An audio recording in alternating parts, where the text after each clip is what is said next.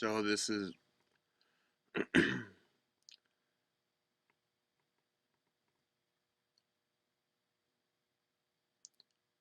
the inception of rapid cycling was originally just to challenge myself. It I like to write songs occasionally just to see how fast I can play and keep it tight and professional. The fastest I've ever clocked myself at alternate picking open stringed was about 255, and you know, but I can't sustain that for very long. However, that's not just allowing the drummer to bust his ass going at 280, 300 beats per minute while I'm just open strumming and saying, "Oh yeah, I play a song at 500 beats per minute." No, I'm wrecking my wrist, and I don't, if you're not wrecking your wrist, I don't think it counts. But so that was where it started. That's why at the beginning I sampled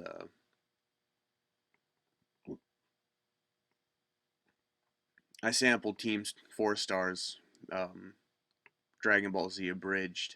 Big fan of the series, and I love. There's so many quotes in that series um, that I absolutely love. One of my favorite quotes ever came from Hellsing Ultimate Abridged, made by Team 4 Star, and it was "Don't weep for the stupid. You'll be crying all day." You know, just great content. I love it, but it also kind of fit the egomaniacal sort of undertones that incepted the song. You know, y'all better duck because I'm about to turn left and I don't want to smack you with my dick. Which, by the way, if you haven't already heard the song, this video, I don't know why you're watching this video. Um, I'm grateful either way, but I'm also grateful if you like my work, which is what I'm kind of hoping you're here for. Um, but it's on the same channel. It's called Rapid Cycling. Go check it out real quick, and then maybe you won't be lost on this video. Anyway, so I have the studio version down here, and this is the pre-studio version that I did at home. Um, and there are a few things I like about each, more than the other. One of the saving graces about the pre-studio demo is it was recorded with, a snowball on GarageBand. So even though the sound quality isn't the greatest, it also you can work with bad equipment sometimes and do things you couldn't do with good equipment. For example, you know what? All of you better die. You with my dick. You can hear that in my own recordings. You can hear in my own recordings the guitar is always turned way up because I was originally a guitarist, and that's where most of my ear is for. But right here.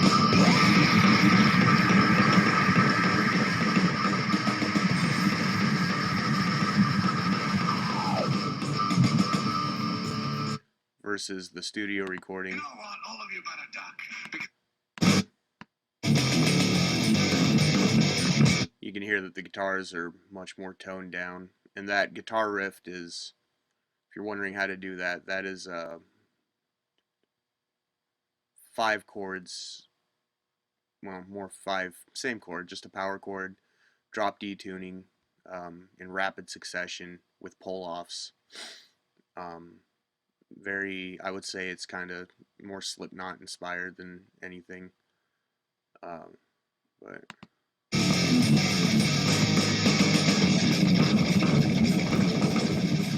and right there, the alternate picking isn't quite as pronounced.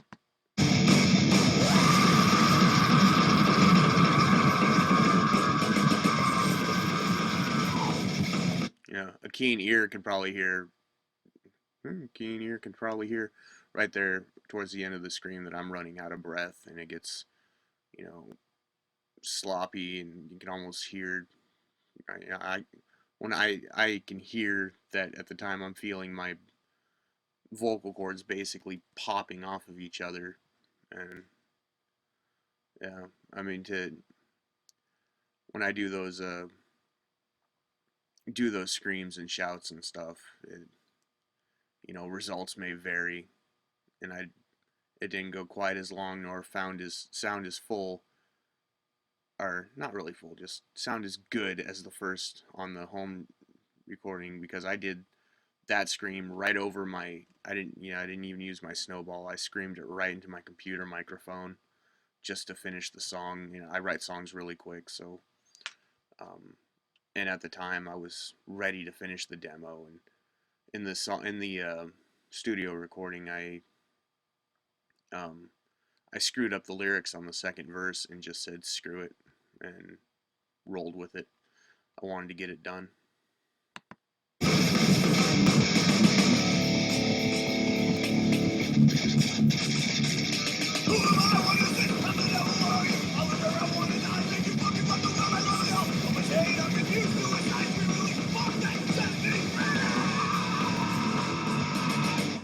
So the lyrics came from, it's called rapid cycling because I have bipolar 2 rapid cycling disorder, and it the lyrics ended up, I felt it was a good song to have a little fun, but also express the chaos that comes with being bipolar. I'm medicated now, so I don't have to deal with a lot of it, but it, you what a lot of people think is, when you think someone's bipolar, the general idea is, oh, that means they're either really happy or really sad, and that's not a very good way of putting it. It's much more complex than that. For me, I was pretty neurotypical until I was about 23, 24.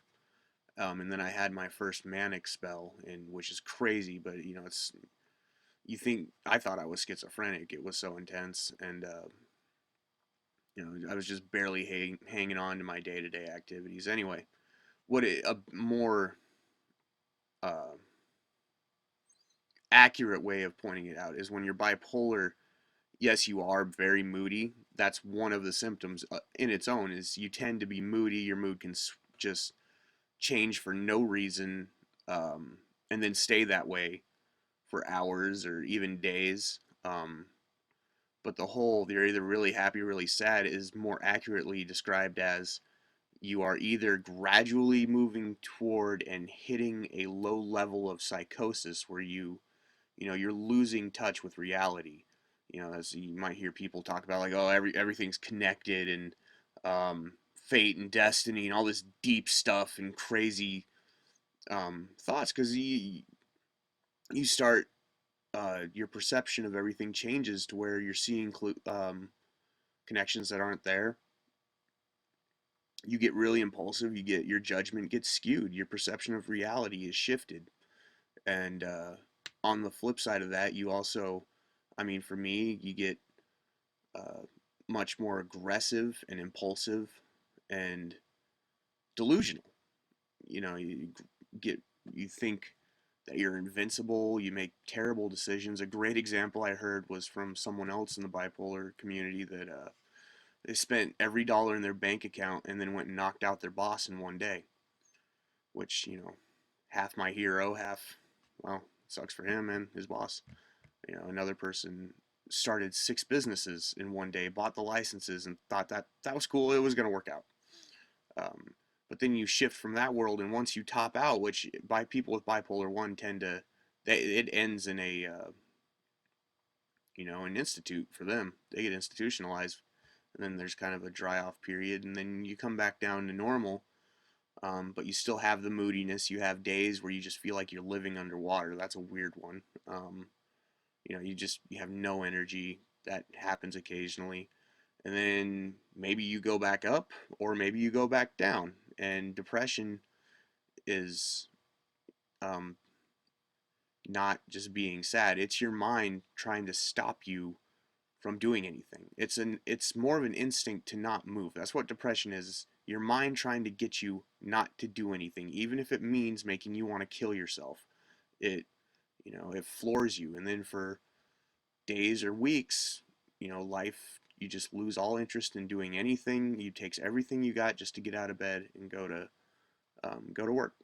So that's what this song really touches on. Um, and the words try to express that uh, the chaotic and the delusionals. You know, I'm the devil. I'm the devil on earth. I love everything. I hate everything. Um, you know, you start sounding like a teenager. You know, I sometimes I think that maybe being bipolar is just a life sentence to being a teenager. Um, and anyway, let's play some more. Everything makes sense now. And see, there's the thing. You know, everything makes sense now. You go through these moments where it's like, oh, I get it now. I'm doing every. This is what I need to do. I've got it all figured out. I'm fine. And one of the other downsides of that is you have all this clarity, but it doesn't dawn on you that you're delusional and you need medication, but you won't get medication. Hence, I'm fine. I'm fine. Everyone's telling you you need help. All the clues are pointing, dude, you quit your job for no reason. You're running around. You got this great big plan, and you're pretty much destined to fail. But I'm fine. I'm fine. I'm fine. I'm fine. I'm fine. I'm fine. I'm fine. I'm fine. Oh my God, did my best, did my life, did my head. I need nothing. I need nothing. I love how it sounds like they're like I say, fuck my job, take my ass, but it's fuck my job, take my cash. Um,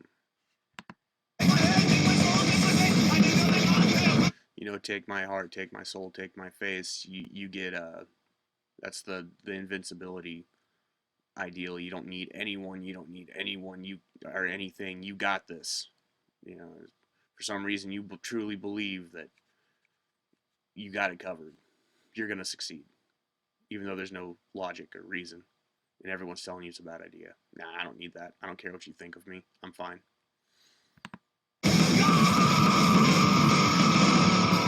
I never thought I was a god, but I'm pointing out again the delusion. Everything is connected. I'm fine. I'm fine. I'm fine. I'm fine. I'm fine. I'm fine. I'm fine.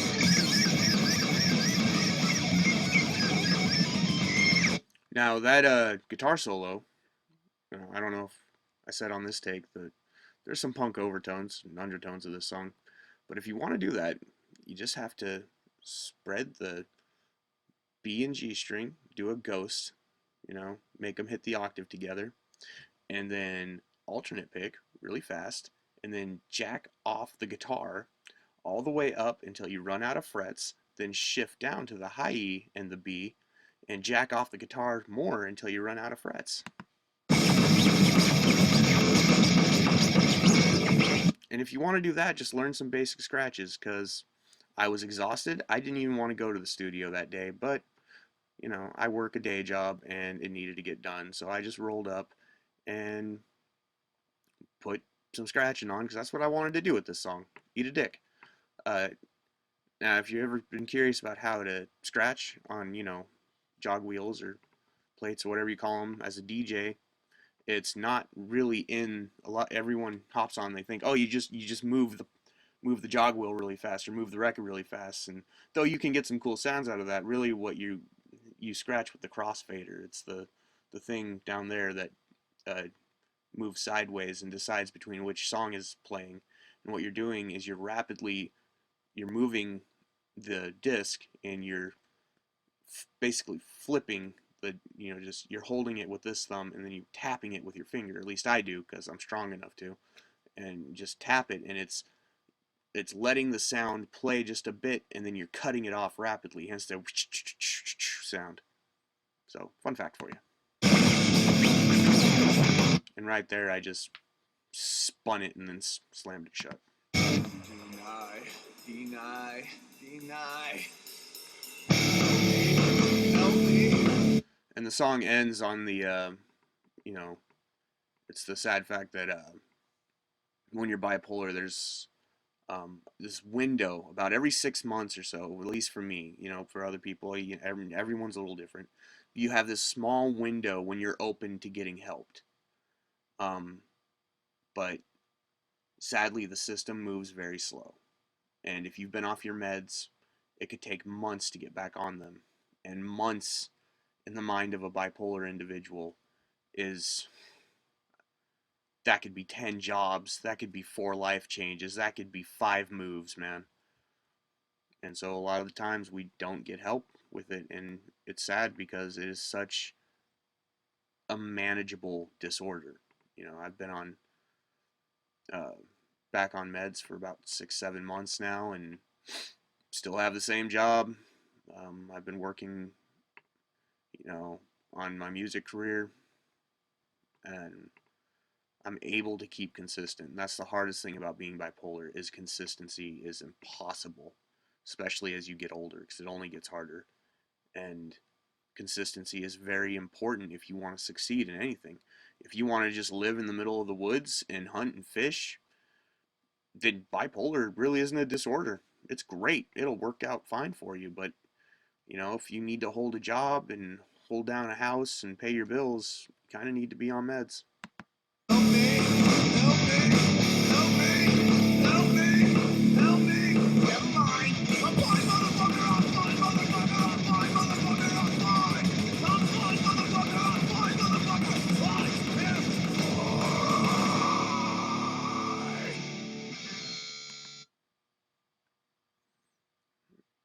Well, that's about it for this song breakdown. Um, like, share, subscribe. Uh, Check out my demo if you want. It's available on everything except iTunes and Spotify for now because I haven't created enough content to be on iTunes and I haven't had time to tackle Spotify, but it should be available on Amazon Music and a few other things. It's a work in process, but thanks for watching either way.